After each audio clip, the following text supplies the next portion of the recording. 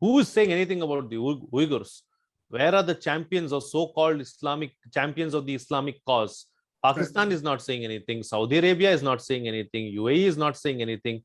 So when the champion, Turkey is not saying, Turkey is looking for supremacy as far as the Islamic world is concerned. There is a massive battle between Turkey and Saudi Arabia, whereas Turkey made even a chew about Xinjiang.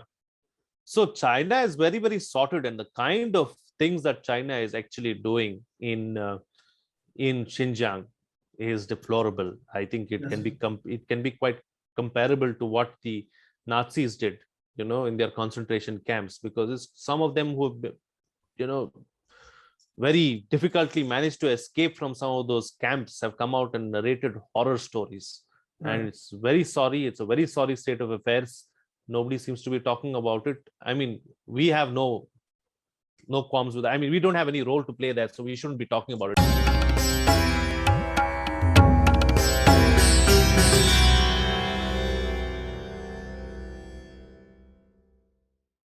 Very good evening. My name is Citti. You're watching the Festival of Bharat. We are joined by somebody really special today, Mr. Frank Rausan Pereira. We've all grown up seeing him on television, on Rajya Sabha TV. Now he's the editor-in-chief of Bharata First. So, namaskara. Thank you so much for joining us. Namaskara, namaste, Sharan. It's a pleasure to be here. Thank you so much for having me on your platform. Wonderful being here. Really appreciate it. So my first question on that front is, what changes do you see in Kashmir, especially because minorities have been targeted in the last few days and this has been happening for a while now? Is there any concrete changes that you see, especially after the abrogation of Article 370?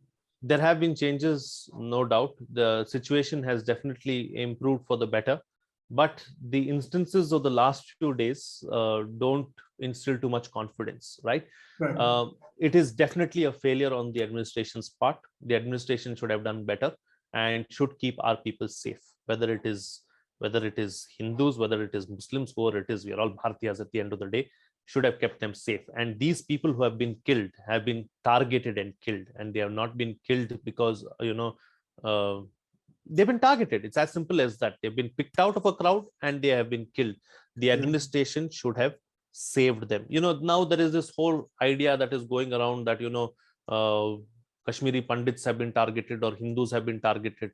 There has been a Sikh person who has been killed as well. There have been a couple of Muslims who have been killed as well, because they were informants. They were informing the security forces about what is happening in the valley and elsewhere.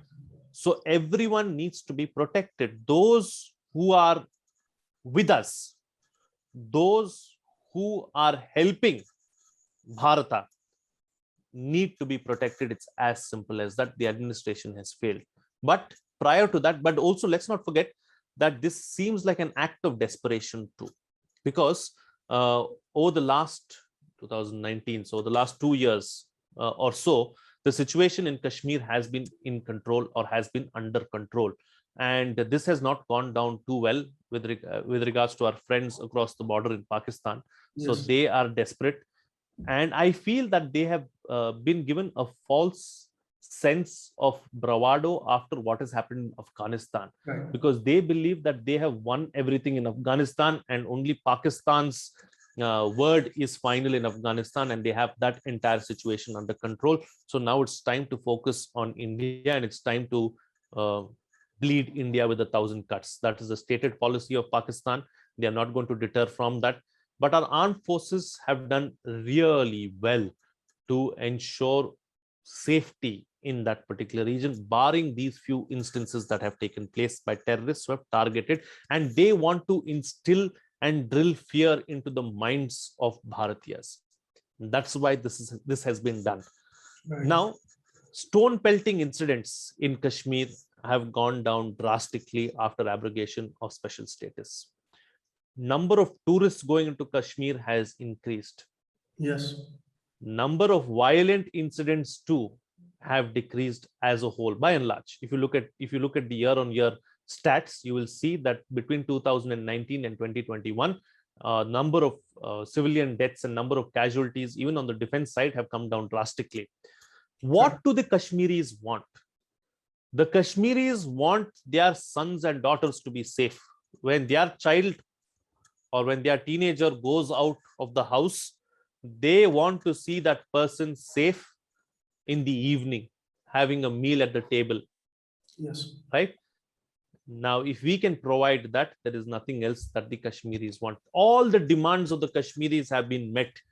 The last two demands that were to be met was, of course, this whole issue of connectivity and internet services. That also was dealt with. The only other thing that is remaining is the issue of statehood. Other than that, everything else is sorted out in Kashmir. Nobody should have a problem with what is happening. Only thing is, the administration needs to take a firmer control and ensure that such kind of incidents don't take place, because they instill a sense of fear in the people, and fear will make you do crazy things. Right.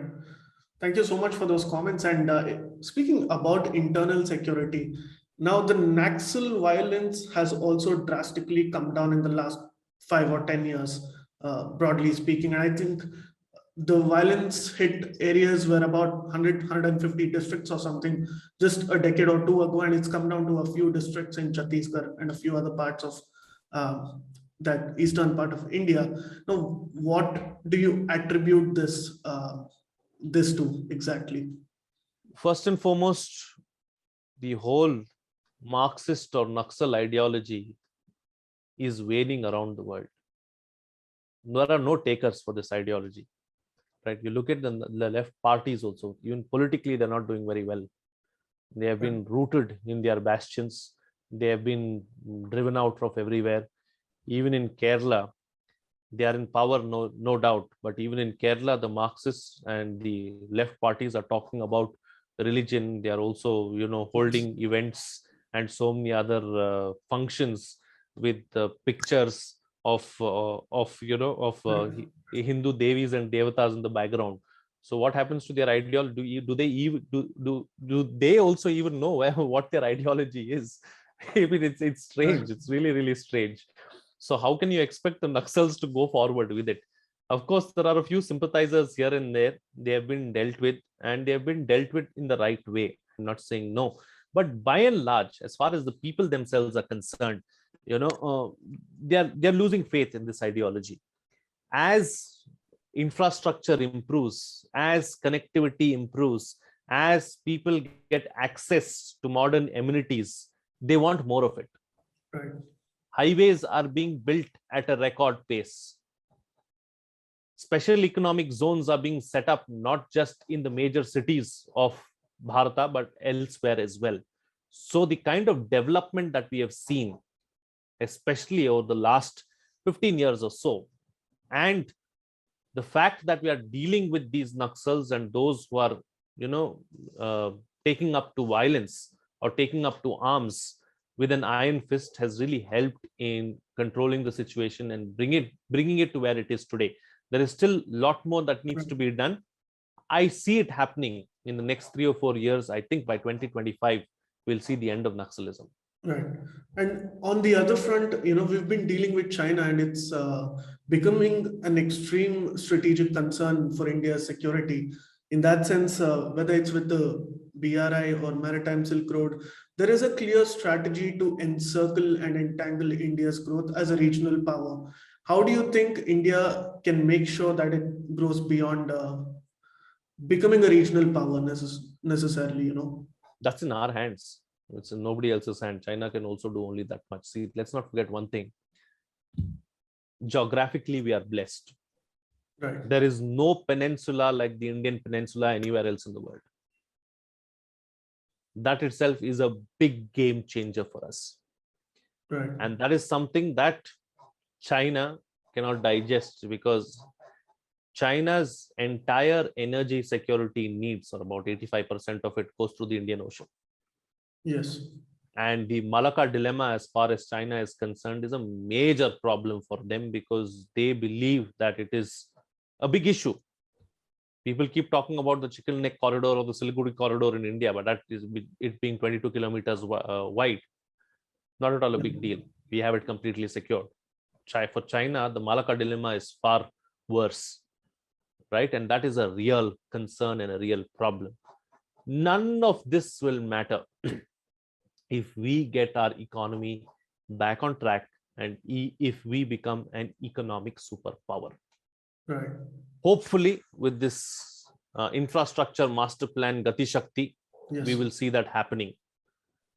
The problem, excuse me, the problem for India has always been that we've had some amazing plans, we've had some amazing schemes.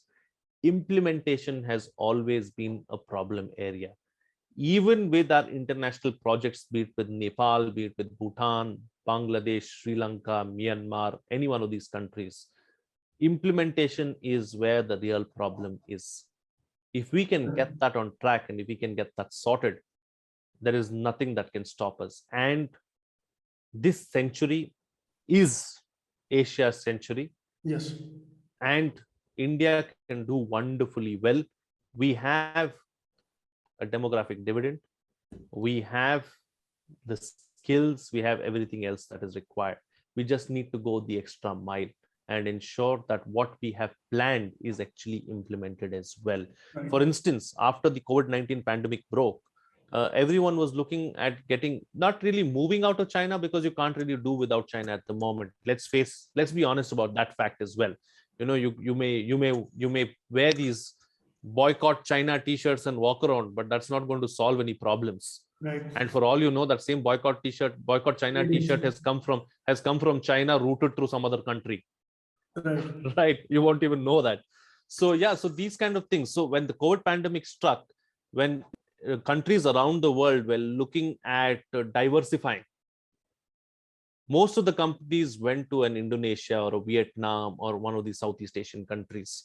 Very few of them came to India, because we need to get our act together. Doing business in India is problematic. Land is allocated for someone to do something, you know, the government changes at the state level, then some protests take place, some people tie themselves up to trees and say no, we have to save trees and this and that, and then that project is gone. Right. So what do companies also do? Why would they want to invest in India when you have such difficult issues? Labor reforms are a must. Land reforms are a must. It's so difficult to get land for your highways. Labors. Yeah, Air India has been disinvested and has gone to the Tatas, and a notice has been served to those who have been living in the quarters in Delhi and in Mumbai of Air India, because the deal very clearly states that they can stay for a maximum of 6 months. Now the unions have decided to go on strike indefinitely because they cannot do this. So when you have issues like this, how can business also go smoothly? Correct. So these things need to be sorted out first if we really want to take on China. Right. I'm really glad we are speaking about China. Now, China seems, they're calling China the neo-colonizers in Afghanistan, especially because they're very interested in the mineral deposits and with connectivity, essentially. But they've also given a small grant to the Taliban, I think, in a feeler move. They just want to make a sense of what the Taliban wants to do really with China. Do you think the Taliban's silence on Uyghur Muslims and what is happening in Xinjiang can be purchased by the Chinese? Yes, can be purchased by the Chinese. See, the Uyghurs, who is saying anything about the Uyghurs? Where are the champions or so-called Islamic champions of the Islamic cause? Pakistan is not saying anything. Saudi Arabia is not saying anything. UAE is not saying anything. So when the champion, Turkey is not saying, Turkey is looking for supremacy as far as the Islamic world is concerned. There is a massive battle between Turkey and Saudi Arabia, whereas Turkey made even a chew about Xinjiang. So China is very, very sorted, and the kind of things that China is actually doing in Xinjiang is deplorable. I think it can be quite comparable to what the Nazis did, in their concentration camps, because it's some of them who have, very difficultly managed to escape from some of those camps have come out and narrated horror stories. And it's very sorry. It's a very sorry state of affairs. Nobody seems to be talking about it. I mean, we have no qualms with that. I mean, we don't have any role to play there, so we shouldn't be talking about it. It doesn't matter to us, because you're just going to be irking the Chinese and just, ruining the relationship even further. But where are the champions of the Islamic cause? Why are they quiet? They seem to be wanting to talk about Kashmir. Talk about Xinjiang first, then talk about Kashmir. Right. So my last question to you is, you spoke about sedition laws and whether it's a necessity in India or not. And I found the argument very, very interesting. Now, you are a journalist by profession and you've been there for quite a few years now. As a journalist, A, do you believe in absolute freedom of speech? And B, if you think that sedition laws need to be continued, on what fronts do they have to be continued? Freedom of speech can't be absolute. It's as simple as that, because my freedom ends where yours start. Right? And if I'm going to hurt you with my words, words can drive a person to take his life. So it can be, as children, we would hate, at least I would hate to get shouted at, because that would stay on for a week or, continue lingering in the mind for a long time. Yes. But if you would get a whack with a stick, the pain would last for 5 minutes and it's over. So it's better to get a whacking than get shouted at, right? So freedom of speech is something like that. So your freedom, my freedom ends where yours begins. So that is something that we should always keep in mind. It can't be absolute. And if it is going to be absolute, it is going to be like what Charlie Hebdo does in France. And that's not a situation that we need or a space that we want to enter, right? That is one. Secondly, about sedition laws, we definitely need sedition laws. Some may argue that, oh, even the Britishers who brought the sedition laws in the 80s no longer have it. Right. But we need it because we have anti-national elements in this country and they need to be dealt with in the right way. I make a distinction here though. There is a difference between anti-national and anti-government. That distinction has to be made and has to be understood as well. If someone is anti-government, doesn't make him anti-national. Yes. So if a person is anti-national, he has to be dealt with a law like the sedition law, and an example needs to be made of him. Unfortunately, what has happened is this law has been misused by governments that have been in power on this side or that side. Right. I'm not saying that there is only a particular government or a particular person who's responsible for it. So I guess at some point in time, it will have to be the courts will have to decide as to what it is and where it is and which direction it is going to go in, because we need a law like this. We need a strict law, and we need a law that deals with anti-nationals in the strictest of possible way, because there can't be any compromise as far as Mahabharata is concerned or Mahabharati is concerned, right? But again, just because someone has said something against the government does not make that person anti-national, and you cannot use the sedition law against that person. Right. Can't get any clearer than this. Thank you so much for giving us your time, Mr. Pereira. It's been an enlightening session, and I know that you've been having a very busy day, and it's a festival as well. But I'm really glad that you could join us, and I hope that I can visit your studio in Vijayanagara once you've relocated.